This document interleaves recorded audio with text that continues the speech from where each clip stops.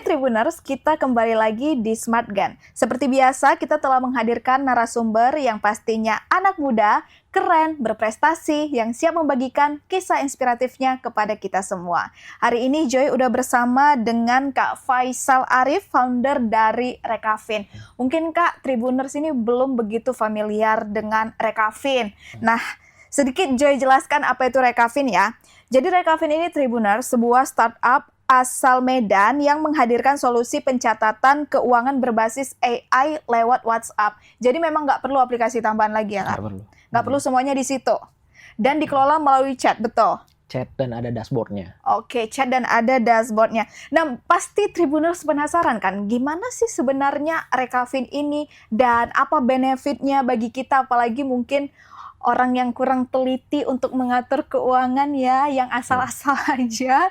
Mungkin bisa untuk stay nonton video ini sampai selesai. Tapi sebelum kita mulai episode kali ini, kita mau menyaksikan lebih dekat sebuah cuplikan dari Rekavin. Ini dia videonya. Ya, udah bukan zamannya lagi nyatet keuangan di Notes, aplikasi, apalagi spreadsheet. Bisa berantakan dan ribet. Sekarang nyatet keuangan bisa lewat WhatsApp, baru tahu. Abis jajan kopi, chat. Bayar makan siang, chat. Belanja dadakan, kirim struk, beres. Tanpa format baku, nggak mikir kategori, direkap real time, otomatis masuk dashboard. Rasanya kayak kamu punya asisten keuangan pribadi. Udah dipakai buat lebih dari 15.000 pencatatan keuangan dengan rating kepuasan 4,5 dari 5. Kalau bisa cuma chat, ngapain ribet? Rekavin, asisten AI pencatat keuanganmu di WhatsApp. Halo Kak Faisal Arif, manggilnya ini apa? Kak Arif, Kak Faisal? Faisal. Kak Faisal. Nah, Kak Faisal ini kan merupakan founder dari Rekavin. Betul. Nah, boleh dijelaskan nggak sih Kak kepada Tribuners lebih detail, lebih lengkap, sebenarnya apa itu Rekavin? Oke, jadi Rekavin ini adalah sebuah tools manajemen keuangan berbasis AI yang kita tanam di dalam WhatsApp gitu. Sebenarnya bukan hanya WhatsApp, nanti ke depannya akan ada Telegram, kemudian ada Discord dan kanal-kanal yang lain. Terus kenapa sih harus di WhatsApp kan Iya, gitu betul. ya? Karena sebenarnya itu aplikasi yang udah jadi common ya. Udah Semua jadi orang umum. pakai ya, betul. Semua orang tuh pakai. Jadi kita nggak perlu lagi tuh install aplikasi tambahan. Kita nggak perlu lagi download spreadsheet, Excel, nggak perlu buka laptop, nggak perlu pakai Google Drive. Udah lewat WhatsApp aja. Jebret, masukin, kesimpan tuh datanya di dashboard kita. Dan dashboardnya itu bisa dibuka di website rekavin.id, bisa dibuka lewat HP atau lewat laptop. Nah, gitu. program untuk melakukan pencatatan itu sebenarnya sebagaimana Kak kalau di Rekavin ini? Program dalam arti prosesnya. Iya, proses. Prosesnya, oke.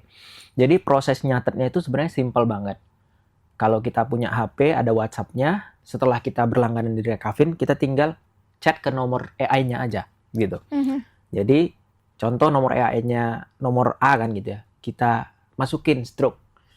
Ini biasanya ini dipakai sama pebisnis, awal-awal yang mungkin karirnya masih 1-2, atau ibu rumah tangga, kemudian ya beberapa personal yang mau nge-tracking keuangan pribadinya. Jadi misalnya mereka habis belanja sesuatu, foto stroke, langsung kirim di WhatsApp.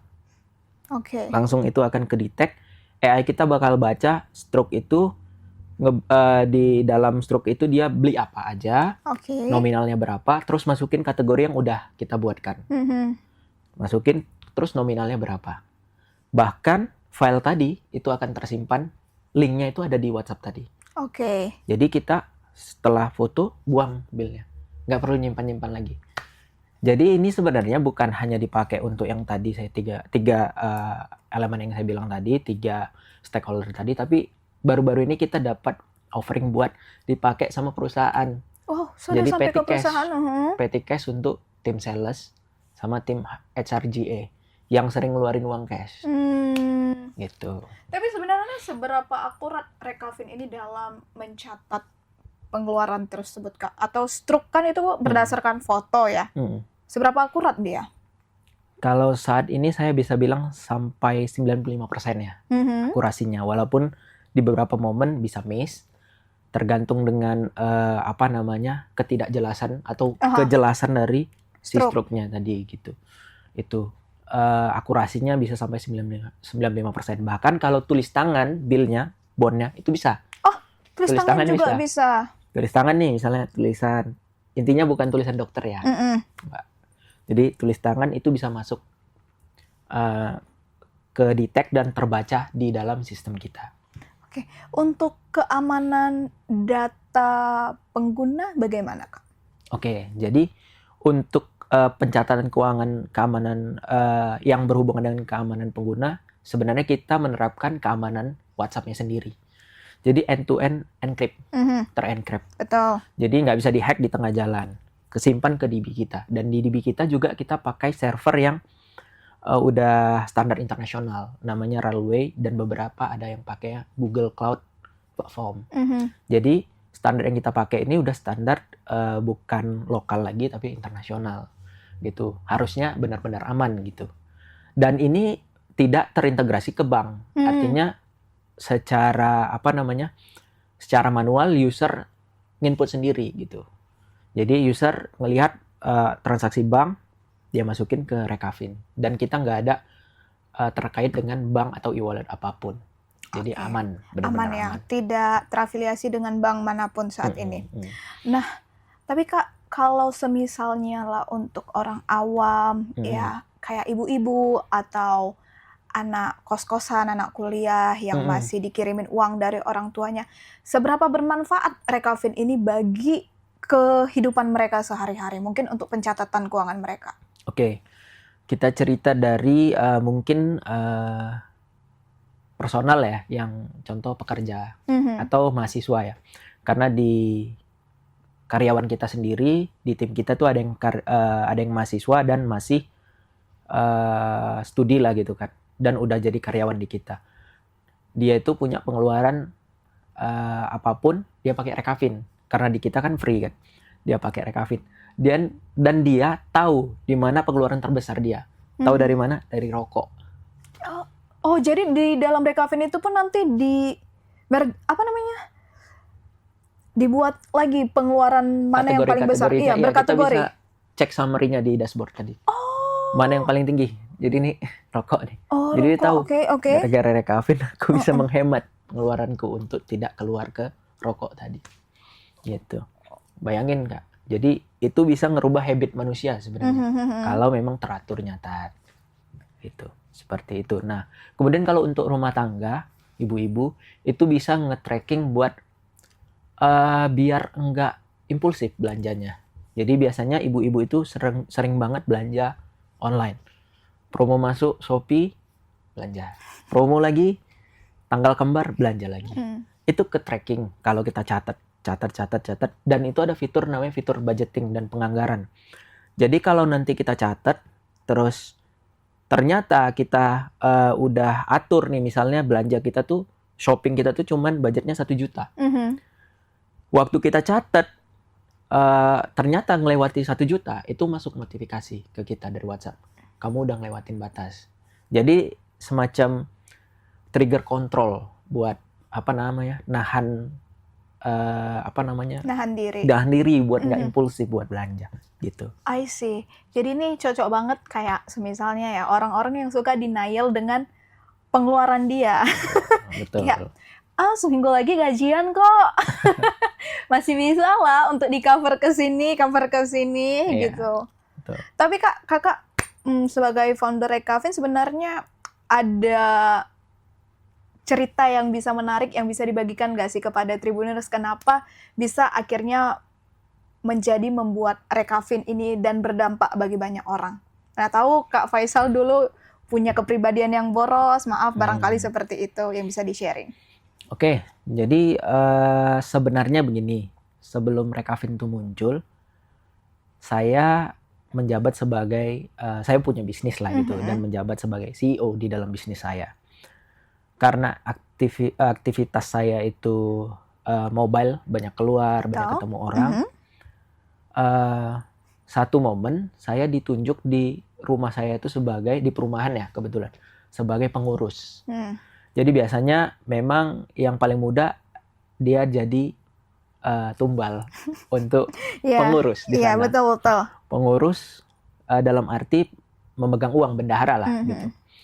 Jadi karena kegiatan saya itu di pekerjaan juga rumit, nggak pegang laptop, saya terpikir buat kayaknya nyatet kalau lewat Excel, lewat laptop tuh ribet.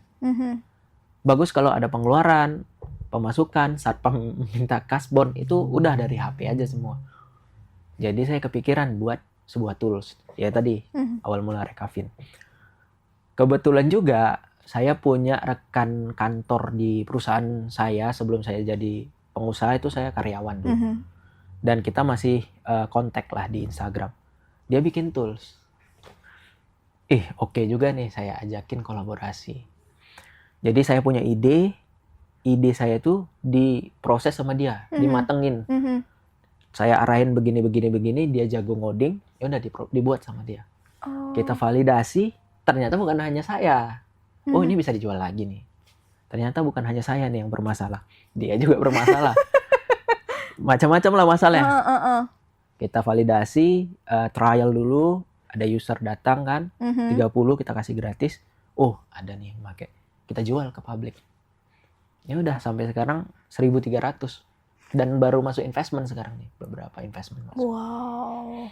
Berarti sekarang udah 1.300 pengguna dari Rekavin ini. Dan yang paling banyak itu dari kalangan apa, Kak? Kalau dari data, paling banyak itu penggunanya adalah personal. Personal ya? Ya, personal itu sekitar 80%, 10% family, dan 10%-nya lagi UMKM. UMKM atau UKM lah, bisnis kecil. Yang memang membutuhkan Rekavin ini. Nah, ini kan sistemnya berbayar ya, berlangganan. Kalau Joy tanya mengenai harga boleh nggak, Kak? Boleh. Kira-kira boleh. Nah, berapa nih untuk berlangganan tiap bulannya? Oke, itu ada di Rekavin ada beberapa plan ya, plan berlangganan. Menyesuaikan dengan kebutuhan penggunanya. Jadi ada yang personal, itu mulai dari 29.000 yang bulanan. Kemudian ada family, itu ada 45.000 harganya per bulan. Dan UMKM, itu mulai dari 99.000 per bulan. Dan bisa beli atau berlangganan lebih banyak. Kalau misalnya setahun tentu ada diskonnya. Seperti itu. Berarti juga bisa ngambil bundling 1 tahun langsung ya? Betul. Nah, pasti Kakak Rekavin ini udah berapa lama berdiri, Kak? Baru 8 bulan. 8 bulan dan udah mencapai 1.300 pelanggan. Ada nggak sih, Kak, kayak struggle waktu mungkin mengenalkan Rekavin ke publik yang sempat membuat Kak Faisal drop atau down mengenai bisnis ini? Oke, ini balik lagi, walaupun saya udah punya bisnis sebelumnya, waktu saya ngeproses atau tahap awal ngebangun bisnis lagi, Rekavin, ini saya kayak dejavu lah sama proses yang dulu. Jadi uniknya memang ketika kita bangun sesuatu, orang-orang terdekat kita tuh sulit buat nge-support. Nggak banyak dari teman-teman kuliah, teman sekolah, teman Instagram itu nggak mau pakai gitu. Yang pakai itu orang yang kita kenal gitu. Itu sebuah pengalaman yang ngajarkan bahwa kalau ngebuat sesuatu ya sebaiknya nggak peduli sama lingkungan. Kita nggak usah peduli sama apa yang dibilang orang, karena bisa jadi ada crab mentality di sana kan gitu. Jadi kita nggak bisa tumbuh. Nah, itu pengalaman pertama ya. Kemudian apa lagi ya? Ya karena saya punya bisnis, kemudian harus membagi waktu ke sini, ini capek banget sebenarnya. Jadi saya role-nya sebagai CEO sebelum CEO di perusahaan yang pertama, saya harus ngebuat perusahaan satu lagi tuh. Jadi saya ngerjain balik kerjaan-kerjaan yang sebenarnya udah dikerjain sama karyawan yang itu sebelumnya gitu. Saya ngeriset lagi, saya ngoding lagi gitu. Saya kebetulan bisa ngoding juga, Mbak. Ya, saya kerjain dan menyita banyak waktu, tenaga, tentu ya. sampai begadang, sampai sedikit masalah kesehatan muncul di awal-awal bangun Rekavin. Masalah kesehatan. Jadi ini udah mulai settle, karyawannya juga udah mulai muncul kan. Kita udah ada 7 orang. Jadi udah mulai stabil lah. Udah mulai stabil. Nah, kan udah 1.300 nih pelanggan dari Rekavin. Ada nggak mereka memberikan feedback, mungkin hal positif yang mereka dapat setelah menggunakan Rekavin kepada kakak? Oke. Ya tentu kita sangat mendengar feedback negatif dan positif. Saya cerita dari negatifnya dulu. Nggak apa-apa saya tambahin ya. Iya nggak apa-apa Kak. Jadi kita senang banget kalau ada feedback negatif. Hah, kok senang? Senang banget. Unik kan? Itulah yang ngebuat saya bisa bertahan 6 tahun sebagai pengusaha gitu. Di luar Rekavin ya. Habit yang sana saya bawa ke Rekavin. Kenapa? Dari situ kita tahu bahwa produk kita itu busuk, mau cakap ya, jelek atau bagus. Kalau dapat feedback negatif artinya barang atau produk yang kita jual ke market belum layak atau masih kurang. Di momen itulah kita harus improve. Yes. Jadi kita biasanya tanya mereka yang langganan kemudian berhenti berlangganan, apa masalahnya? Kenapa? Dari situ kita dapat, oh ini masalahnya nggak bisa custom kategori. Oh ini masalahnya AI-nya masih jelek. Oh ini masalah, kita kumpulin. Dari situ kita upgrade. Pelan.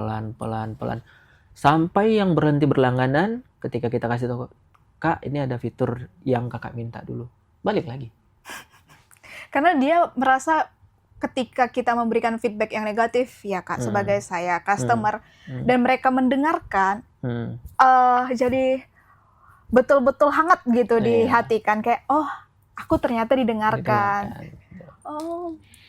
Iya, kita mendengarkan banget. Artinya kita memunculkan kedekatan spesial dengan customer kita, dan itu yang ngebuat kita tumbuh. Dan itu juga yang memunculkan teknik marketing yang paling tinggi, word of mouth. Apa istilahnya? Mulut ke mulut. Mulut ke mulut gitu. Jadi orang tuh cerita, oh Rekavin ini bagus, tanpa harus marketing berlebihan, tanpa harus bikin promo berlebihan. Kan itu bagus jadi buat ekosistem bisnisnya Rekavin gitu. Kalau feedback positifnya? Nah, kalau feedback positifnya, jadi kita dapat informasi bahwa Kak ini berguna banget buat aku yang kebetulan dia, kalau nggak salah karyawan di salah satu penyedia layanan ojek online lah. Ada banyak lah di Indonesia. Dan itu kalau nggak salah account eksekutif posisinya dan harus ketemu banyak orang. Di situ dia bilang, ini ngebantu banget buat aku bisa ngerekap pengeluaran-pengeluaran aku setiap hari yang berguna buat aku reimburse nanti ke kantor. Oh. Gitu. Jadi setiap keluar ada kwitansi, resip, bill, itu dia foto, masukin ke Rekavin. Habis itu tinggal ekspor, tarik datanya, kasih ke atasannya, cair uangnya. Gitu. Jadi langsung ya betul-betul all in deh kalau kayak betul-betul gitu. Impactful gitu. Jadi yang dulunya dia pegang bill segini dan setiap minggu dia rekap, billnya udah nggak ada lagi. Iya. Dia cuma pegang Rekavin doang. 29.000 atau 45.000 rupiah sebulan khusus untuk personal kan sama family. Dan itu kemudian untuk UMKM kita juga ada feedback positif. Rekavin itu ngebantu banget biar karyawan dia itu ngerekap data setiap hari. Itu biasanya tuh UMKM atau coffee shop ya kebetulan pakai kita. Itu rekap itu di jam 11 malam, jam 12 malam. Itu proses rekap itu 30 menit sampai 60 menit. Waduh. Dengan Rekavin 3 menit selesai. Langsung. Kalau kita pakai Excel pakai rumus lagi. Pakai rumus lagi. Ini masuk tep selesai kategorinya. Kalaupun misalnya ada yang miss dikit, dia tinggal besok lah pagi lihat-lihat dikit. Oh ini ada yang. Oh bisa diedit lagi nggak? Bisa diedit. Oh. Diedit bisa dari WhatsApp dan dari dashboard. Berarti semisalnya ini kita ngefotoin stroke, ternyata ada beberapa yang kurang jelas dan tidak kedetek, kita bisa edit. Bisa edit, betul. Karena tadi ya ada error juga 5%, karena AI itu tentu nggak sempurna kan gitu ya. Nggak sampai 100% sempurna AI tadi, tapi kita improve terus seperti itu. Nah Kak, Rekavin ini kan kalau kita bilang bisa perusahaan baru ya, masih 8 bulan berdiri, startup. Nah ini jadi dapat informasi kalau Rekavin ini sempat jadi finalis Next Dev dan mewakili Kota Medan. Nah itu bisa diceritain nggak Kak, gimana keseruannya bisa mewakili Kota Medan loh? Satu-satunya nggak dari Medan? Satu-satunya pula? Satu-satunya dari Sumatera. Dari Sumatera pula? Bisnis yang baru 8 bulan ya? Betul. Ya, jadi sangat senang sebenarnya ikut acara Next Dev. Awalnya itu di 2025 bulan September di invite sama Telkomsel. Mereka ada semacam scouting bisnis di Medan, mana yang oke. Dan kita masuk radar dan diundang untuk pitching di depan juri mereka lah, internal. Kita bawain Rekavin. Singkat cerita kita lolos, kita dapat fast track, golden ticket lah ke top 18. Langsung ya Kak? Ternyata di top 18 kita kira udah selesai masuk ke finalis, belum, diadu lagi sampai jadi 10 besar finalis tadi yang akan dicari. Dan 10 itu udah ikut akademi, 10 itu finalis lah yang bakal ikut event mulai dari Januari sampai April. Eventnya terlaksana dalam kondisi online dan offline. Online sekitar 3 bulan, offline itu sekitar 1 minggu di Jakarta. Dan itu proses event offline seluruhnya di cover sama Telkomsel. Kita ikutin proses itu, kita dipesanin tiket pesawat, pulang pergi, transport, hotel, konsumsi, dan kita dikasih uang saku juga. Yang sebenarnya gede ya. Oh iya. Sebenarnya gede, kalau cuman saya belum bisa mention. Jadi itu pengalaman yang sangat luar biasa. Ditambah lagi di dalam event tadi kita ketemu sama pebisnis yang 9 lainnya. Dari Makassar, ada beberapa bisnis dari Jawa banyak, dari Bali ada 1 gitu. Dan itu menjadi tambahan benefit buat kita. Kita dapat network di sini. Nggak hanya dari sana, kita ketemu sama calon-calon investor. Kita ketemu sama partner-partner yang punya minat ke produknya kita. Jadi uniknya, setelah event ini selesai, 5 orang ngontak saya buat proses partnership, termasuk investment. Berarti dari sana ya? Dari sana. Jadi 1 minggu saya terpaksa delay pesawat ke minggu berikutnya untuk ketemu yang 5 tadi nih. Beberapa itu. Untuk mengenalkan Rekavin. Nah, dan Rekavin ini sekarang udah cukup besar ya, Tribuners, udah 1.300 pelanggan. Nah, kira-kira bakalan ada nggak sih Kak inovasi yang bakalan dibuat oleh Rekavin ke depannya? Jadi tentu Rekavin ini goals-nya kita bukan hanya sekedar mencatat keuangan ya. Di dalam Rekavin ini kita punya arah, Rekavin akan jadi smart financial management through conversation. Jadi kita ngelihat sebenarnya zaman sekarang itu adopsi AI mulai meningkat.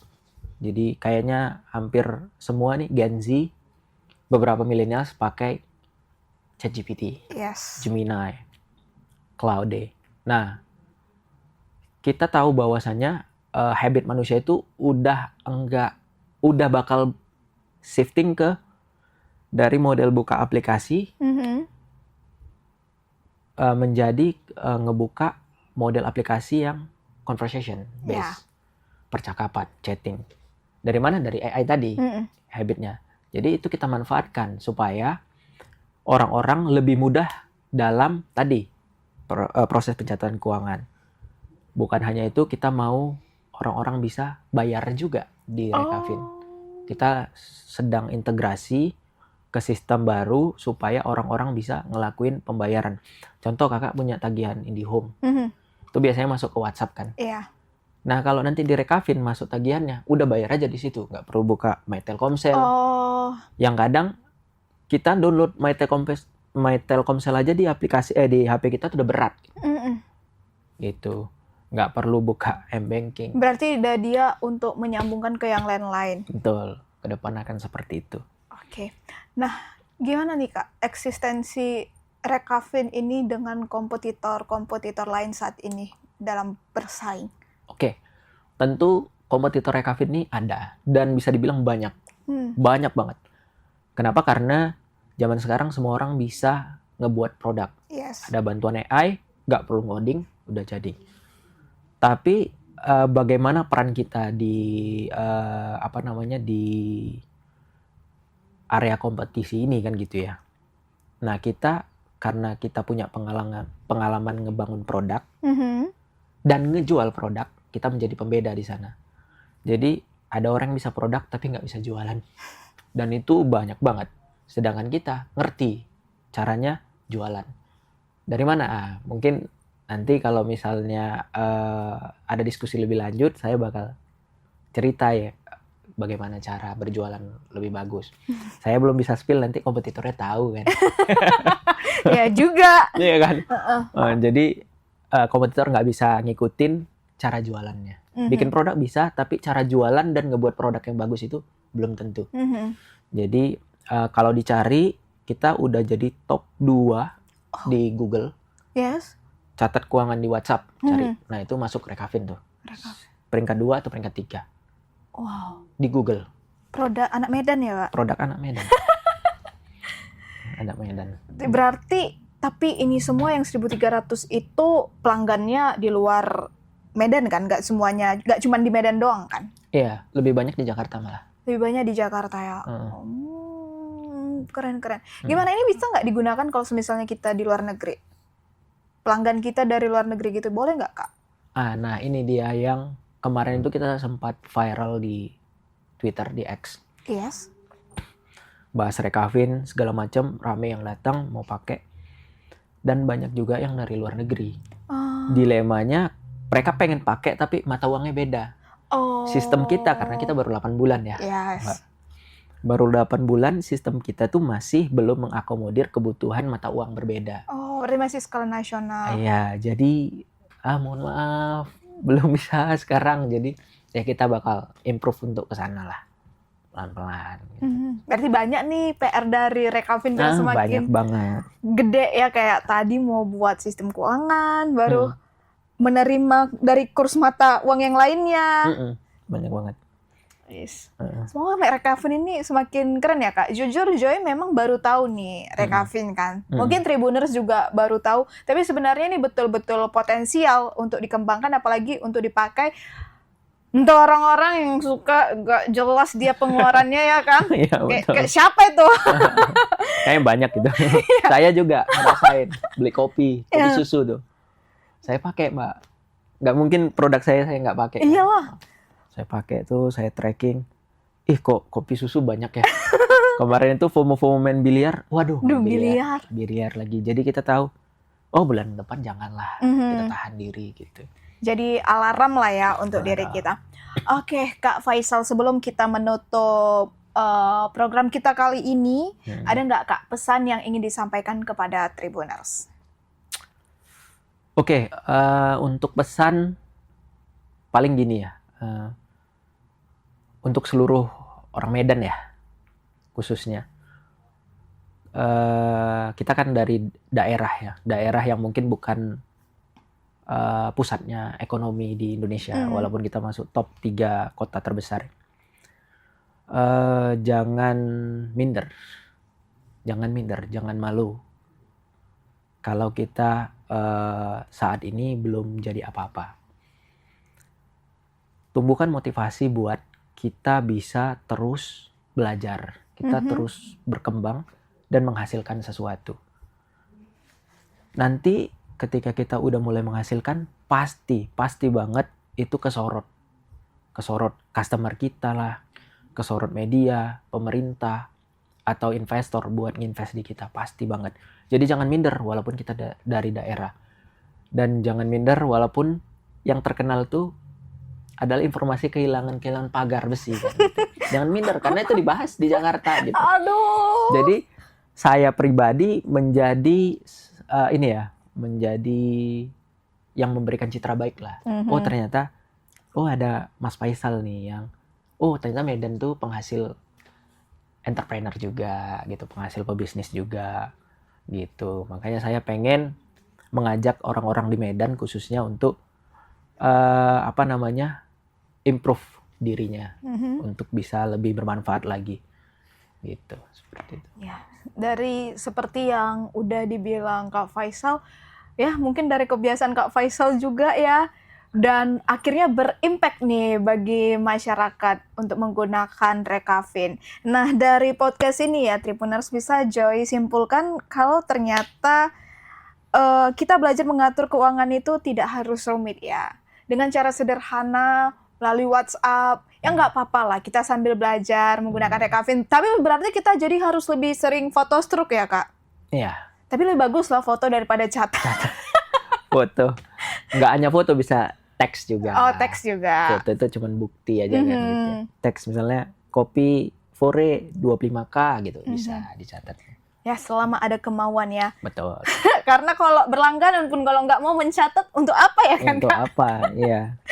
Oke, terima kasih Kak Faisal udah memberikan informasi yang sangat menarik kepada Tribuners, dan terima kasih juga kepada Tribuners yang udah menyaksikan SmartGen sampai selesai. Kalau begitu, aku Joy, Kak Faisal, dan kru yang bertugas pamit undur diri. Bye Tribuners, sampai ketemu di hari Minggu jam 5 sore. Yah, udah bukan zamannya lagi nyatet keuangan di Notes, aplikasi, apalagi spreadsheet. Bisa berantakan dan ribet. Sekarang nyatet keuangan bisa lewat WhatsApp, baru tahu. Abis jajan kopi, chat. Bayar makan siang, chat. Belanja dadakan, kirim struk, beres. Tanpa format baku, nggak mikir kategori, direkap real time, otomatis masuk dashboard. Rasanya kayak kamu punya asisten keuangan pribadi. Udah dipakai buat lebih dari 15.000 pencatatan keuangan dengan rating kepuasan 4,5 dari 5. Kalau bisa cuma chat, ngapain ribet? Rekafin, asisten AI pencatat keuanganmu di WhatsApp.